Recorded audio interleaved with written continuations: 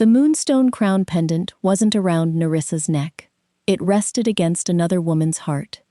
Hidden behind the ancient moon temple, Nerissa Veilheart forgot how to breathe. Silver moonlight washed over the worn stone as Alpha King Kaelin Draven lifted the pendant he had forged for tomorrow's coronation and fastened it around Lyra Ashbourne's neck instead. His hands lingered, his eyes softened.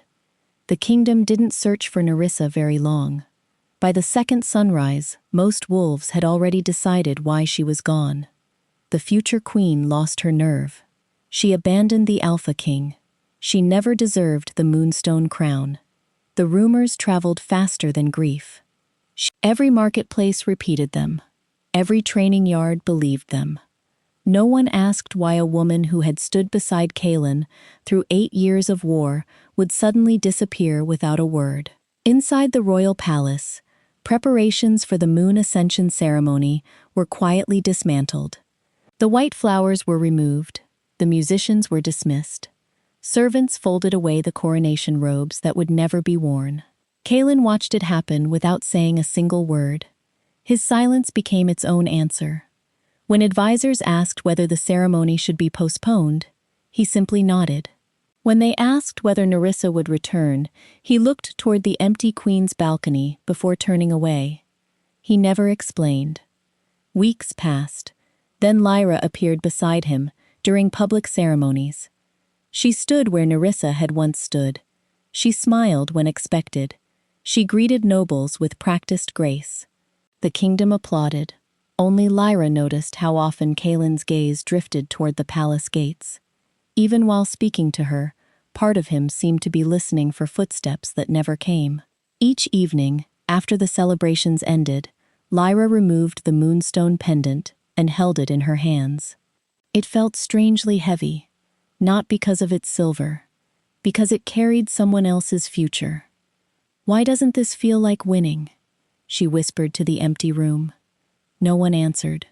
Far beyond Silver Hollow, Nerissa had stopped using her family name. She introduced herself simply as Ner. No titles, no crown, no mention of the kingdom she had left behind. A small northern village welcomed anyone willing to work. She repaired fences, cooked meals, helped elderly wolves gather firewood before winter arrived. The villagers knew nothing about her past. They only knew she never let children eat alone. Whenever travelers arrived hungry, Nerissa quietly gave away part of her own supper before serving herself. Kindness was the only part of her old life she refused to leave behind. But nights remained difficult. Sleep came in fragments. Sometimes she dreamed of standing beside Kaelin, beneath the blood moon. Sometimes she heard him promising forever. She always woke before dawn. One rainy evening, an elderly widow found Nerissa sitting outside, staring into the darkness. "You miss someone," the woman said gently. Nerissa managed a faint smile. "I miss the person I used to be." The widow sat beside her. Those are not always the same thing.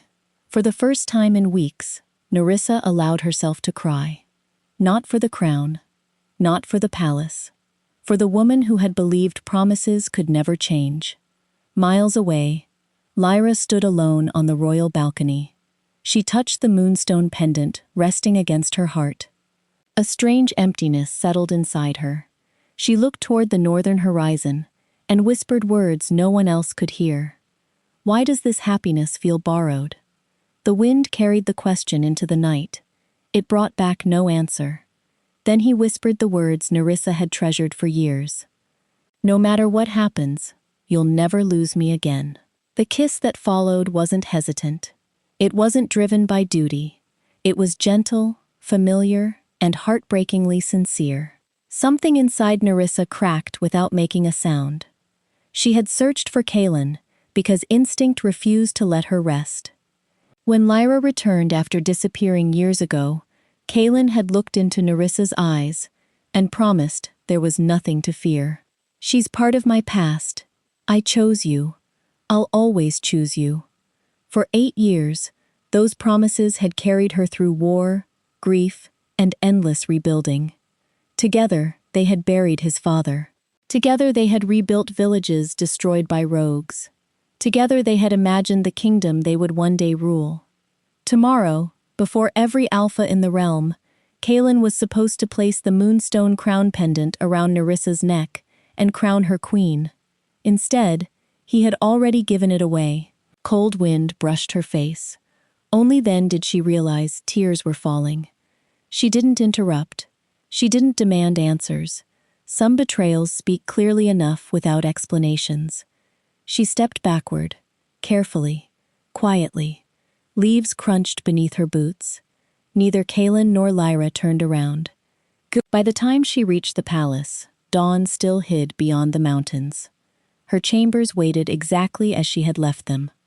The coronation gown hung beside the window. Fresh jasmine filled the room. The silver veil rested across the bed. Every detail had been prepared for a future that no longer existed. Nerissa opened the small wooden box on her dresser. Inside lay the engagement ring Kaelin had placed on her finger beneath the blood moon 3 years earlier.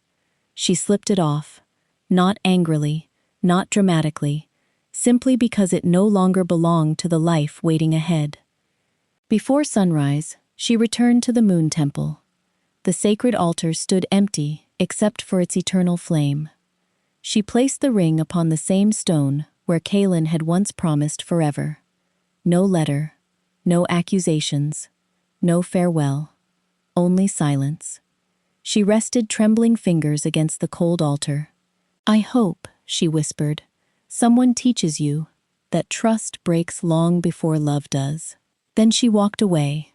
As the first rays of sunlight reached Silver Hollow, servants discovered her empty room. Royal guards searched the palace grounds. Messengers raced through the kingdom. The moon ascension ceremony stopped before it could begin. Rumors spread faster than truth. The future queen abandoned the king. She ran from responsibility. Perhaps she found another mate. No one wondered what had happened to the woman who had never broken a promise. It was easier to blame the one who left than question the one who stayed. Far beyond the northern gates, Nerissa crossed the old stone bridge carrying only a small satchel and the shattered pieces of the future she had spent 8 years believing was unbreakable. She never looked back. Hidden high inside the watchtower, a hooded figure watched her disappear into the morning mist. Only after she vanished did he smile. "She's gone," he murmured. "Exactly as planned." The first scream came from the trees. Nerissa dropped the basket of herbs before she even realized she was running. Branches scraped her arms as she followed the frightened cries deeper into the forest. A pair of wolf pups stumbled into the clearing. A boy no older than 10 clutched the hand of his younger sister, whose tiny face was streaked with tears. "They're coming!" the boy gasped. Before Nerissa could answer, 3 rogue hunters emerged from the shadows. Their leader smiled. "There they are!" The little girl buried herself behind Nerissa. Without thinking, Nerissa stepped in front of both children. "They're only pups." The rogue laughed. "Exactly." His sword flashed. Nerissa grabbed a fallen branch and blocked the strike just long enough for the children to move behind her. "Run! We won't leave you!" the boy shouted. "You will, if you want your sister to live." The children hesitated. Then they disappeared into the trees.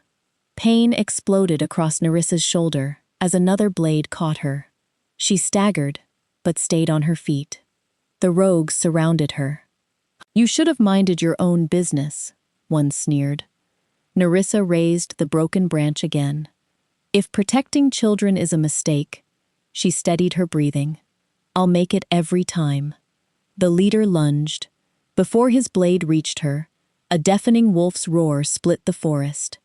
Everything stopped. Even the rogues froze. From between the pines emerged a massive black wolf with silver eyes. Power rolled from him like thunder. The rogue leader paled. "No," he stumbled backward. "It can't be." The wolf shifted before them. A tall man stepped forward, dressed in black armor marked with the crest of Iron Dominion. Alpha King Cassian Vorcrest. The name alone was enough to empty battlefields. The rogues fled without another word. Cassian didn't chase them. Instead, he walked straight past Nerissa. His attention settled on the frightened children hiding behind a fallen log. "Are either of you hurt?" The boy shook his head. "My sister twisted her ankle." Cassian knelt beside the little girl. His voice softened. "Let's fix that first." Nerissa watched in stunned silence. Every story she had heard described Cassian as ruthless. A king without mercy. A monster who conquered before asking questions. Yet the feared Alpha carefully wrapped the child's injured ankle with a strip torn from his own cloak. Only after both children were safe did he turn toward Nerissa. Blood soaked her sleeve. "You've been injured," she tried to answer. The world tilted. "I'll be fine. You don't have to be." Those quiet words reached her just before darkness swallowed everything. When Nerissa opened her eyes, sunlight streamed through an unfamiliar window. Her shoulder had been cleaned and bandaged. Fresh flowers rested on the table beside the bed. Children laughed somewhere outside. Confused, she tried to sit up. The door opened. Cassian entered carrying a bowl of warm broth. "You protected strangers," he said calmly. "They're safe because of you." Nerissa searched his face. "Aren't you going to ask who I am?" Cassian placed the bowl within her reach. "When you're ready to tell me." He offered the faintest smile. "I'll be ready to listen." After he left, Nerissa walked to the window. Below, widows shared bread with soldiers.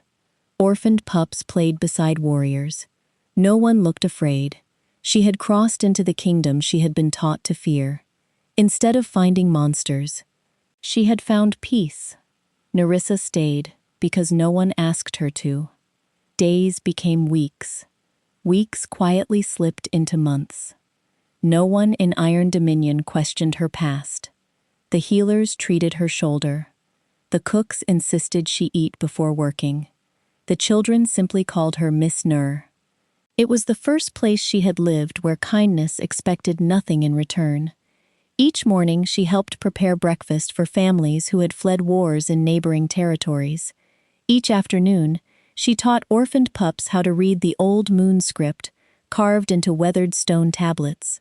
Each evening she watched widows and warriors share the same tables without rank deciding who deserved respect.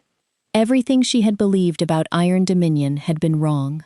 One afternoon, a frightened little boy hid beneath the dining hall table after dropping a basket of bread. "I'm sorry," he whispered before anyone could speak. "I ruin everything." The words struck Nerissa harder than she expected. She knelt beside him. "Who taught you to apologize before anyone blamed you?" The child lowered his eyes. "My father." Without another word, Nerissa helped him gather every loaf.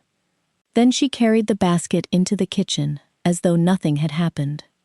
Cassian had witnessed the entire exchange. He said nothing. Later that evening, he quietly instructed the kitchen staff never to punish children for accidents. No speeches, no public praise. Just one simple decision that made the hall feel safer. That was how Cassian ruled, not through fear, through quiet consistency. As winter settled across the mountains, threatening letters began arriving at the palace. Some demanded Nerissa be expelled. Others accused Cassian of hiding the former future queen of Silver Hollow. Each letter ended the same way. "Return her." Cassian never showed them to Nerissa. He placed every one inside a locked drawer in his study. When his generals offered to strengthen her guard, he shook his head. "She deserves peace, not surveillance. Peace." Months turned into seasons. The nightmares slowly came less often. Sometimes Nerissa caught herself laughing with the children, before realizing she had forgotten to be sad. That frightened her. Healing always did. One spring morning, she found Cassian repairing a broken fence alongside several farmers. "You have soldiers for this," she said. "They're rebuilding a bridge." "So a king fixes fences?" Cassian hammered another post into the ground. "A king serves whatever needs serving." She smiled. It was small, but genuine. Nearly 2 years passed before either of them mentioned the life she had left behind. By then, trust no longer needed words. It lived in ordinary moments. Shared meals, comfortable silence, the certainty that neither expected the other to prove their worth. One evening, as the sun disappeared behind the western cliffs, Cassian joined Nerissa on the palace terrace. He handed her a sealed invitation, marked with the crests of every Alpha kingdom. "The Grand Alpha Summit," she whispered. He nodded. "Every ruler will attend." She already knew what that meant. Silver Hollow. Kaelin. The past she had spent 2 years learning to survive. Cassian studied the fading horizon before speaking again. "I won't ask you to return there alone." For a moment, neither moved. Then he met her eyes. "Would you stand beside me?" Nerissa looked at the invitation, trembling in her hands. The answer would change far more than where she traveled. It would decide who she had become. The doors of the Grand Alpha Summit opened. Conversation died instantly. Kings, queens, generals, royal advisors. Every eye turned toward the entrance. Alpha King Cassian Vorcrest entered first, dressed in black ceremonial armor trimmed with silver. His stride was steady, his expression unreadable. Then the woman beside him lifted her head. A collective gasp swept through the hall. "Nerissa! It can't be! She's alive!" The whispers spread faster than fire. She no longer wore the white silks of Silver Hollow. Instead, a silver and obsidian crown rested gracefully upon her head. Simple, elegant, undeniable. She looked nothing like the heartbroken woman who had disappeared 2 years earlier. She walked with quiet confidence. Not because she wished to impress anyone, because she no longer needed anyone's approval. Across the chamber, Kaelin Draven forgot every prepared speech. His fingers loosened around the goblet in his hand. It slipped. Wine spilled across the stone floor. He barely noticed. His eyes never left Nerissa. She looked stronger, healthier, peaceful. For 2 years he had imagined what he would say if he ever saw her again. None of those words survived the moment she smiled politely at another king. That smile used to belong to him. Now it belonged to a life he could never reclaim. Cassian noticed Kaelin's stare. Without a word, he offered Nerissa his arm as they approached the council table. She accepted it naturally. The gesture lasted only seconds, yet it felt louder than any declaration. Kaelin looked away first. The meeting began. Trade agreements, border disputes, harvest reports. Voices echoed throughout the great hall. Nerissa listened carefully, but spoke only when asked. Whenever she answered, rulers listened. Not because she had once been Silver Hollow's future queen, because she had earned the respect of Iron Dominion. Watching her command the room with calm intelligence filled Kaelin with equal parts pride and regret. He remembered encouraging her to trust her instincts. He had been the first person to stop believing them. Across the table, Lyra studied Nerissa quietly. There was no hatred in her gaze, only curiosity. As she reached for her cup, the chain around her neck slipped into view. A crescent-shaped silver pendant rested against her collarbone. Nerissa froze. The pendant looked exactly like one she had worn as a child, before it mysteriously disappeared after her parents died. Her fingers instinctively touched the empty place beneath her own collar, where it had once rested. How could another identical pendant exist? Lyra noticed the stare. Almost unconsciously, she covered the necklace with her hand. A strange ache settled inside her chest. She had never questioned where the pendant came from. Cedric had given it to her years ago, claiming it was the only thing left from her childhood. Why did the woman across the table look at it as though she recognized it? Before either could speak, an elderly healer carrying council records stopped walking. The folders slipped from her arms, scrolls scattered across the polished floor. Her face had gone completely pale. She stared from Nerissa to Lyra, then back again. Her lips trembled.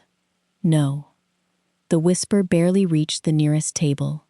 After all these years, every conversation in the hall faded. The old healer took one unsteady step forward. Tears filled her eyes as she looked at the matching crescent pendants. "I've seen those necklaces before." The hall fell silent, and I buried the secret 26 years ago. No one spoke. The silence inside the summit hall became heavier than armor. The elderly healer steadied herself against the council table before lifting tear-filled eyes toward Nerissa and Lyra. "My name is Elowyn Meyer," she said softly.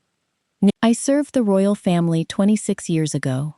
Cedric Blackthorne shifted uneasily in his chair. It lasted only a heartbeat. Cassian noticed. So did Nerissa. Elowyn pointed toward the matching crescent pendants. "I remember the night those necklaces were made." Confusion spread through the hall. Kaelin frowned. "What are you talking about?" Elowyn drew a slow, trembling breath. There was a rogue uprising near the eastern border. A royal couple tried to escape with their newborn daughters. Her voice faltered. "They never made it." Lyra's fingers instinctively tightened around the pendant. Elowyn continued. "Before the children's mother died, she removed the necklace she always wore. She broke it into 2 matching crescents, one for each daughter." The healer looked at Nerissa. "She begged us never to let the sisters grow up alone." A chill swept through the chamber. Nerissa barely whispered, "Sisters?" Elowyn nodded. "You were born together." The words echoed across the hall. Lyra staggered backward. "No!" Her voice broke. "That's impossible. I was abandoned. I was told my family never wanted me." Tears streamed down Elowyn's face. "They searched for you. They died, trying to protect both of you." Lyra's knees weakened. For years, she had carried the same poisonous belief that she had never been worth keeping. Every lonely birthday, every sleepless night, every desperate attempt to earn love, built upon a lie. Nerissa stared at the woman she had hated for 2 years, the woman she believed had stolen everything. Now all she could see was another life shattered before it ever had the chance to begin. "I blamed you," Nerissa whispered. "Every single day." Lyra covered her mouth as sobs escaped. "I blamed myself. I thought happiness always felt stolen because something was wrong with me." Neither woman moved. Neither knew how. 26 years of separation stood between them. Then Nerissa crossed the distance. She wrapped trembling arms around Lyra. For one long moment, they simply cried. Not because the pain disappeared, because it finally had a name: family. Across the chamber, Kaelin lowered his head. Watching the sisters embrace hurt more than watching Nerissa leave. Everything he believed about the past had begun collapsing. Only one question remained. Who did this? Every eye slowly turned toward Cedric. The royal advisor remained perfectly composed, almost. A single bead of sweat rolled down his temple. Cassian's voice broke the silence. "You seem unusually uncomfortable." Cedric forced a smile. Old stories often stir unnecessary emotions. "No," Elowyn replied. "Old lies do." She stepped toward the council. "I stayed silent because I feared losing my position." Her shoulders trembled. "My silence stole 2 sisters from each other." She turned toward Nerissa and Lyra. "I will carry that shame for the rest of my life." Before anyone could question Cedric further, a palace guard rushed into the chamber. He bowed quickly. "My kings." He struggled to catch his breath. "The royal advisor is gone." Every head turned. Cedric's chair sat empty. The chamber doors swayed gently. He had escaped. Cassian looked toward the open doorway. His expression hardened.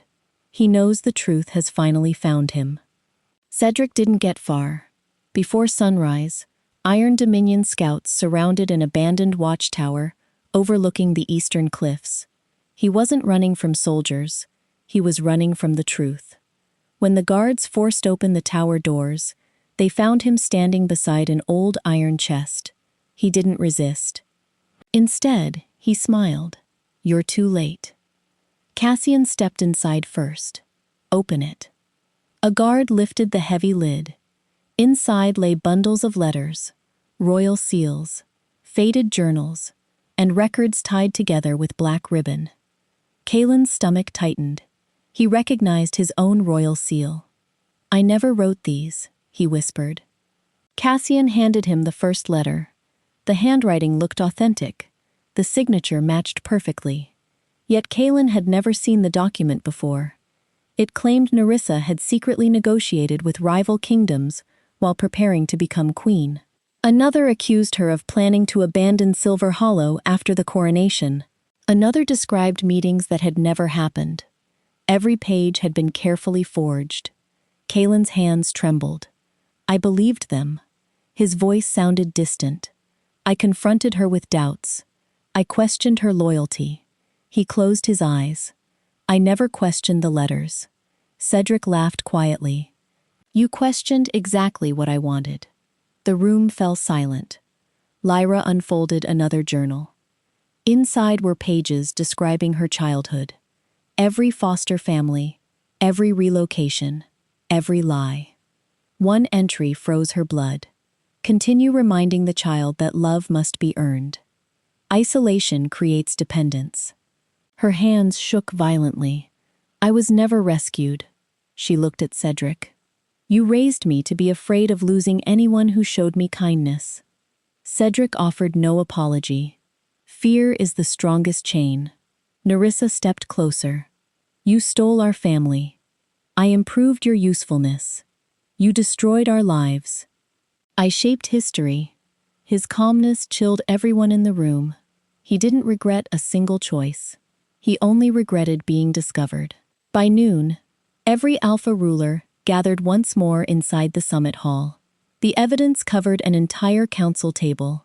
Forged letters, false reports, financial records proving Cedric had paid witnesses to lie. Even the royal seal used to deceive Kalen. One by one, the rulers examined the documents. No one defended Cedric. The silence that had once protected him now condemned him. Kalen rose slowly. His eyes found Nerissa. "I owe you the truth." She met his gaze but said nothing. "I was manipulated." He drew a slow breath. "But manipulation is not an excuse." "I chose suspicion instead of conversation. I chose fear instead of trust.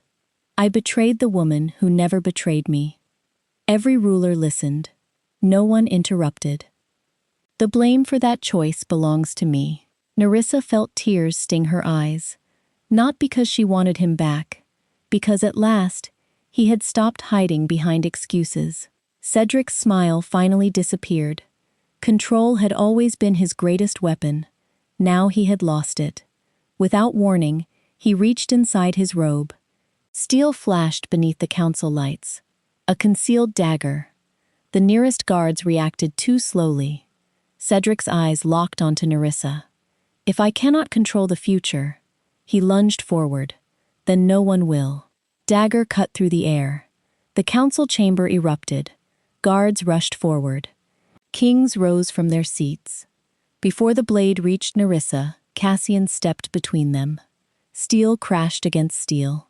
The impact echoed through the hall. Cedric stumbled backward, but desperation made him reckless. He attacked again. Cassian blocked every strike with calm precision. He never wasted a movement. Never allowed anger to guide his hand. Nerissa watched in stunned silence. He wasn't fighting to win. He was fighting to protect. Kalen joined the battle from Cedric's blind side. Together, the two Alpha Kings cornered the former advisor. For the first time in decades, Cedric looked afraid. He slashed wildly, searching for an opening. There wasn't one. Cassian twisted Cedric's wrist. The dagger clattered across the marble floor. Kalen pinned Cedric's arms behind his back. The chamber fell silent, except for Cedric's ragged breathing. "It's over," Cassian said. Cedric laughed bitterly. "You think kingdoms survive on truth? They survive on fear." Cassian met his gaze without flinching. Then yours was never worth protecting. Royal guards fastened iron shackles around Cedric's wrists. This time he could not escape. One by one, the Alpha rulers rose from their seats. The High Chancellor stepped forward. Cedric Blackthorn, you stand guilty of treason, forgery, kidnapping, conspiracy, and the destruction of 2 royal families. He raised the ceremonial staff. From this day forward, you are stripped of your title, your lands, your authority, and every honor ever granted to your name. You will spend the remainder of your life in exile. No kingdom shall shelter you. No history shall celebrate you. Cedric lowered his head. Power had abandoned him. The guards led him away. No one watched him leave.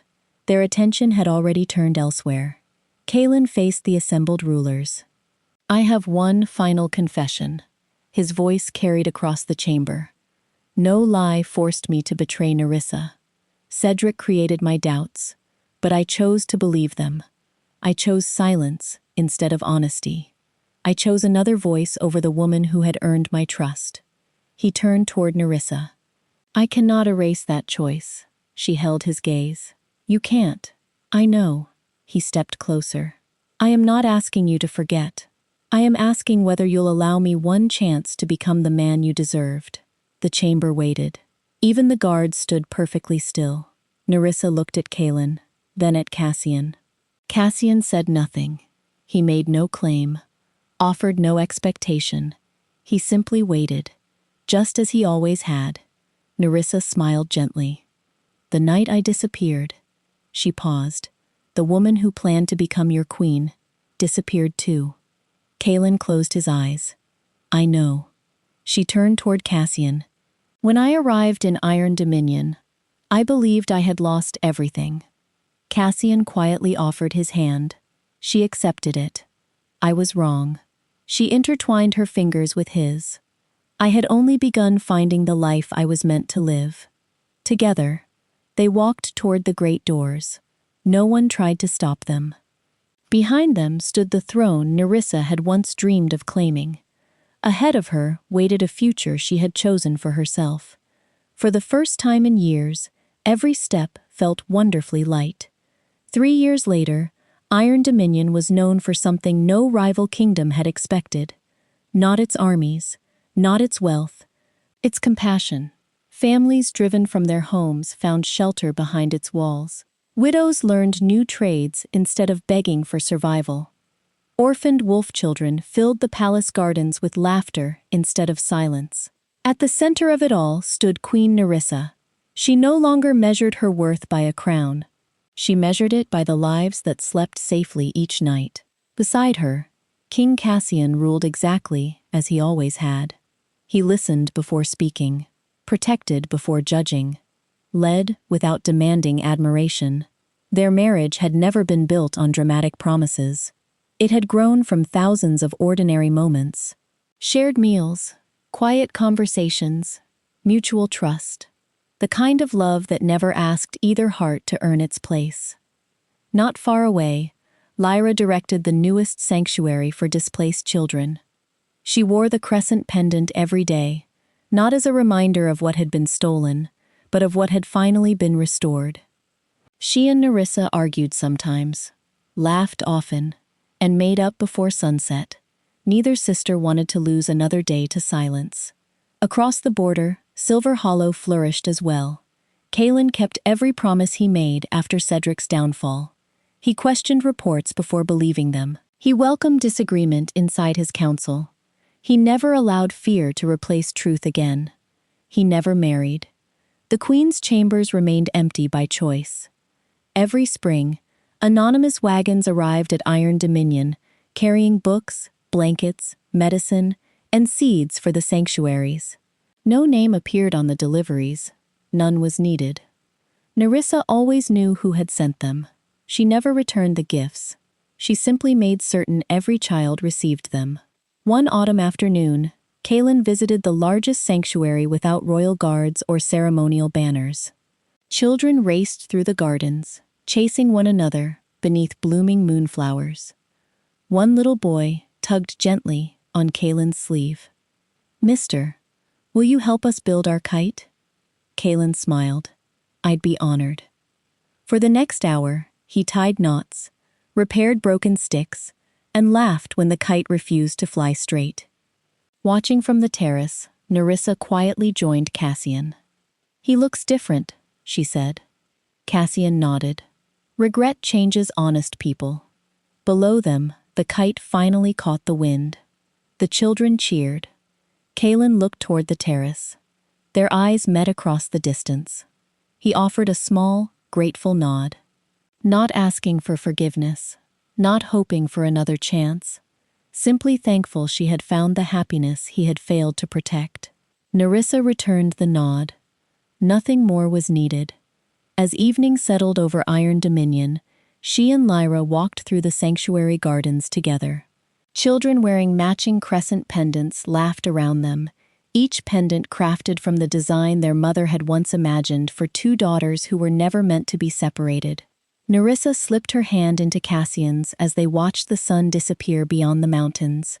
She finally understood something heartbreak had taken years to teach. The greatest victory was never reclaiming the throne she lost. It was building a home where no child, no sister, and no lonely heart would ever again be taught that love had to be earned. The past had shaped her. It no longer owned her.